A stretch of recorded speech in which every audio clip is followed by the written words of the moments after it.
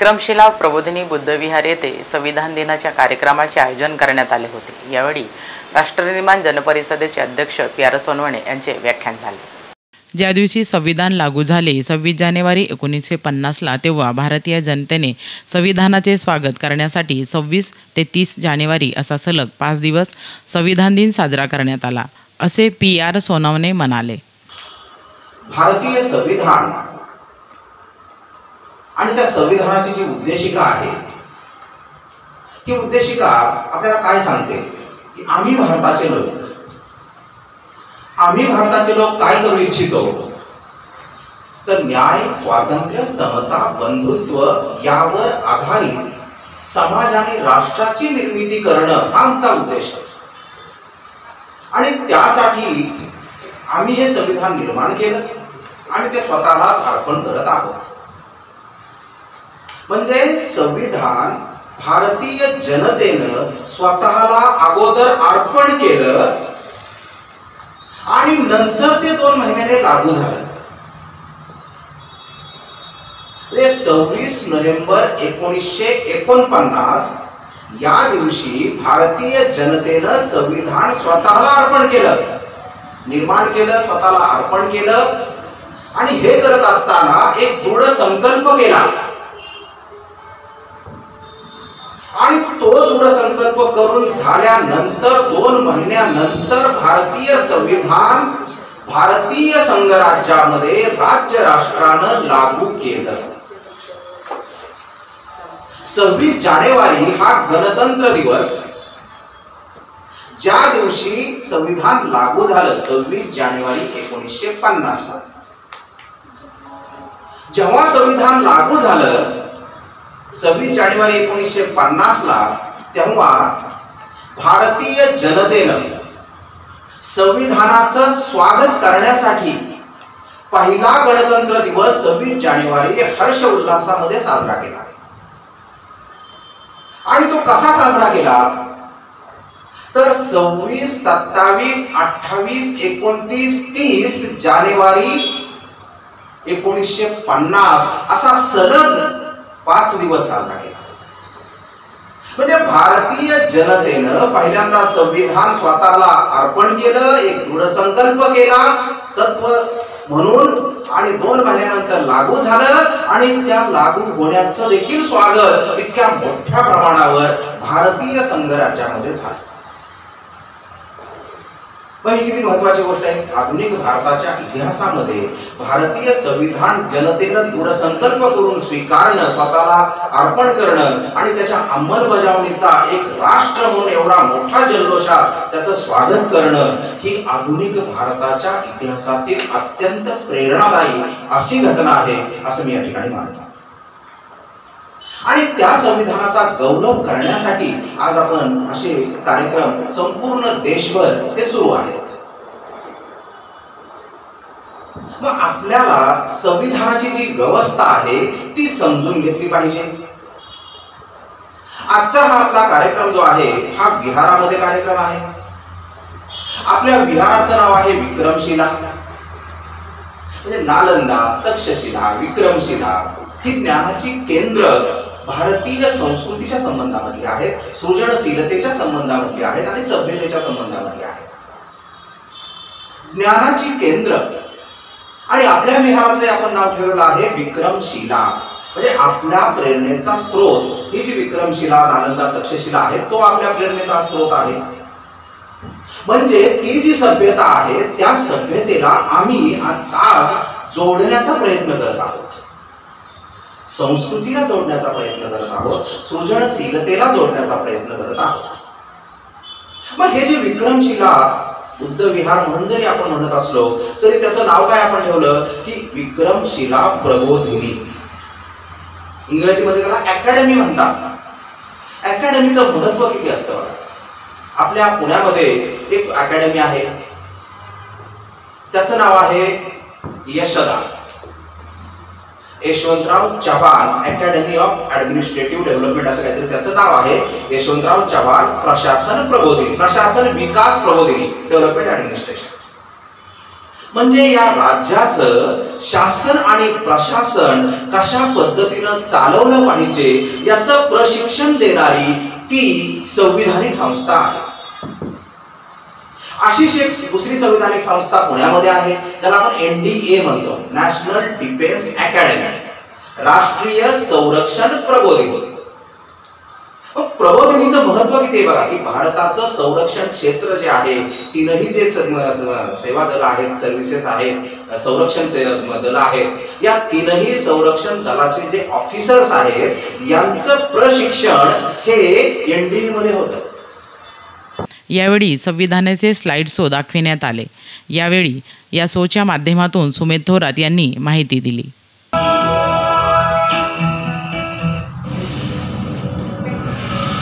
संविधान जनजागृती अभियान.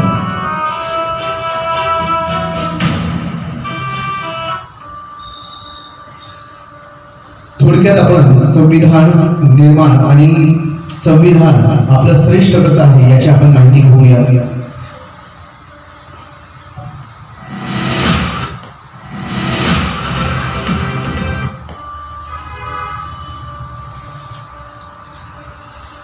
भारतीय संविधान 26 नोव्हेंबर 1949 रोजी स्वीकृत करण्यात आले आणि 26 जानेवारी 1950 पासून देशात त्याची अंमलबजावणी सुरू झाली. स्वतंत्र भारताच्या राज्यघटनेसाठी संविधान सभा निर्माण केली गेली, ज्याचे 296 सदस्य होते. याच्या मसुदा समितीचे अध्यक्ष डॉक्टर भीमराव रामजी आंबेडकर होते. संविधान सभाद्वारे 2 वर्ष 11 महिने आणि 18 दिवस काम केल्यानंतर हे संविधान निर्माण झालं. भारताची राज्यघटना ही जगातील सर्वात मोठी लिखित राज्यघटना आहे. भारताच्या मूळ राज्यघटनेत 22 भाग, 395 अनुच्छेद आणि 8 अनुसूच्या होत्या. सध्या राज्यघटनेत 460 अनुच्छेद आणि 12 अनुसूच्या आहेत.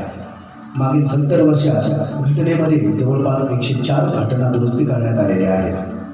आपल्या देशाच्या घटनेत काही देशांच्या घटनेतून काही मूल्य घेतली गेलेली आहेत, जसे दक्षिण आफ्रिकेतील घटना दुरुस्तीची प्रक्रिया, ऑस्ट्रेलियाकडून राज्यघटनेची प्रस्तावना भाषा आणि सत्ता विभागणे, फ्रान्सकडून प्रजासत्ताक शब्द, अमेरिकेचे प्रस्तावनाचे शब्द, ब्रिटनमधील संसदीय प्रणाली, संसदेचे विशेष अधिकार, एकल नागरिकत्व, जर्मनीकडून आपत्काल व रशियाकडून मूलभूत कर्तव्य घेतली गेली आहेत. कोणत्याही देशासाठी तिची घटना एक गौरवमय गाथेची परिचायक असते. अशीच आपली भारताची राज्यघटना सुद्धा आपल्या सर्व भारतीयांसाठी एक गौरवमय गाथेची परिचायक अशी आहे आणि आपल्याला ह्या राज्यघटनेचा सार्थ अभिमानही आहे. तर अशी ही राज्यघटना आपण थोडक्यामध्ये ह्या स्लाइड शो मधून समजून घेत आहोत. पहिल्यांदाच आपण राज्यघटनेची परिभाषा काय आहे ही परिभाषा आपण समजून घेऊयात. राज्यघटना म्हणजे मूलभूत नियमांचा संग्रह होय, की ज्या नियमांच्या द्वारे सार्वभौम सत्तेची वाटणी केली जाते, तसेच ही सार्वभौम सत्ता कोणी आणि कशी वापरावी यासंबंधी सर्व मान्य तत्वे निश्चित केली जातात, किंवा ज्या नियमांच्या द्वारे सार्वभौम सत्तेतील कार्यात्मक विभागणी आणि अंमलबजावणी होते त्या सर्व नियमांना राज्यघटना असे म्हणतात. याला इंग्रजीमध्ये याची जर डेफिनेशन करायची म्हटली तर there are certain basic rules that the citizens and the government have to follow. All such rules together are called constitution. हे संविधानाची निर्मिती आता कशी झाली, ही संविधानाची निर्मिती आपण थोडक्यामध्ये पाहूयात. भारतीय संविधान स्थापनेसाठी भारतीय संविधान सभा निवडून आली होती. ग्रेट ब्रिटन पासून स्वतंत्र झाल्यानंतर केवळ संविधान सभा सदस्य पहिल्या संसदेचे हे सदस्य झाले. कॅबिनेट मिशनच्या शिफारसींवर आधारित भारतीय राज्यघटना निर्मितीसाठी संविधान सभा जुलै 1946 मध्ये स्थापन झाली. संविधान सभा सदस्यांची एकूण संख्या 389 निश्चित केली गेली होती, ज्यामध्ये ब्रिटिश प्रांतांचे 292 प्रतिनिधी, 4 मुख्य आयुक्त क्षेत्रांचे प्रतिनिधी आणि देशी संस्थानकांचे 93 प्रतिनिधी होते.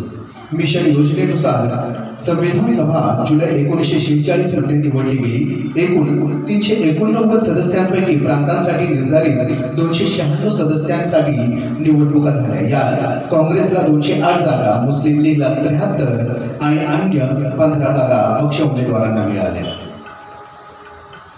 9 डिसेंबर 1946 या रोजी नवी दिल्ली येथे संविधान सभेची पहिली बैठक कौन्सिल चेंबरच्या ग्रंथालयाच्या इमारतीत झाली.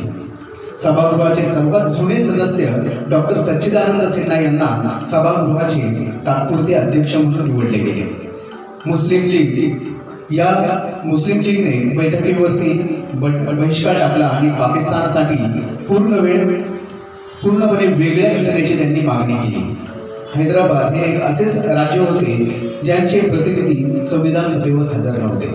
प्रांत किंवा स्वदेशी राज्यांना त्यांच्या लोकसंख्येच्या प्रमाणात संविधान सभामध्ये प्रतिनिधित्व दिले होते. साधारणतः 10 लाख लोकसंख्येवर एक जागा वाटप करण्यात आलेली होती. ही माहिती अतिशय महत्त्वाची आहे म्हणून ही खरं तर आता ह्या कार्यक्रमामध्ये मी इन्क्लूड केलेली होती. प्रांतांचे प्रतिनिधित्व प्रामुख्याने 3 समुदायाच्या लोकसंख्येवर आधारित विभागले. हे समुदाय होते मुस्लिम, शीख आणि सामान्य. संविधान सभेत ब्रिटिश प्रांतांचे 296 प्रतिनिधी जातीय धार्मिक आधारावर विभाजन त्यांचे केले गेले होते. 213 सामान्य, 89 मुस्लिम आणि 4 शीख होते. संविधान सभा सदस्यांपैकी अनुसूचित जमाती सदस्यांची संख्या ही 33 होती. संविधान सभेत महिला सदस्यांची संख्या ही 12 होती आणि 11 डिसेंबर 1946 रोजी डॉक्टर राजेंद्र प्रसाद हे संविधान सभेचे स्थायी सभापती म्हणून निवडले गेले. संविधान सभेची कार्यवाही 13 डिसेंबर 1946 रोजी जवाहरलाल नेहरूंनी मांडलेल्या उद्देश प्रस्तावासह सुरू झाली. 22 जानेवारी 1947 रोजी उद्देशाच्या प्रस्तावाला मान्यता मिळाल्यानंतर संविधान सभेने संविधान निर्मितीसाठी अनेक समित्यांची नेमणूक केली. त्यापैकी प्रमुख होत्या वाटाघाटी समिती, केंद्रीय घटना समिती, प्रांतिक घटना समिती, केंद्रीय ऊर्जा समिती आणि मसुदा समिती.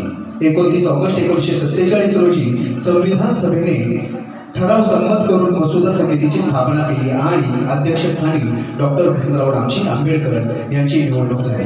मसुदा समितीच्या सदस्यांची संख्या 7 होती. ही पुढील प्रमाणे. मसुदा समितीमध्ये पहिले म्हणजे डॉक्टर भीमराव रामजी आंबेडकर हे घटना समितीचे अध्यक्ष होते. त्यानंतर Alladi Krishnaswami Ayyar, N Gopalaswami Ayyangar, Kanhaiyalal Maneklal Munshi, N Madhavraj, T Krishnamachari आणि मोहम्मद सादुल्ला अशी ही 7 जणांची घटना मसुदा समिती होती. आता आपण घटनेचे शिल्पकार डॉक्टर बाबासाहेब आंबेडकर यांना म्हणतो. तर का म्हणतो याची कारण मीमांसा खरं तर आपण debates and discussion in constituent assembly जर वाचली तर यातून आपल्याला समजेल. यामध्ये मसुदा समितीचे सदस्य टी कृष्णमाचारी 5 नोव्हेंबर 1948 रोजी संविधान सभेत आपल्या भाषणात असे म्हणतात, मसुदा समितीवर ज्या 7 सदस्यांची नियुक्ती केली होती त्यापैकी एका सदस्याने सभागृहाचा राजीनामा दिला, एका सदस्याचा मृत्यू झाला, एक सदस्य अमेरिकेत निघून गेली, एक सदस्य राज्याच्या राजकारणात व्यस्त राहिले, 2 सदस्य दिल्लीपासून दूर होते आणि प्रकृती अस्वास्थ्याच्या कारणास्तव त्यांनी बैठकीत भाग घेतलाच नाही. याचा अंतिम परिणाम असा झाला की संविधानाचा मसुदा तयार करण्याची संपूर्ण जबाबदारी डॉक्टर बाबासाहेब आंबेडकर यांच्यावर आली आणि त्यांनी हे महत्त्वपूर्ण कार्य 2 वर्ष 11 महिने आणि 18 दिवसात समर्थपणे पूर्ण केलं.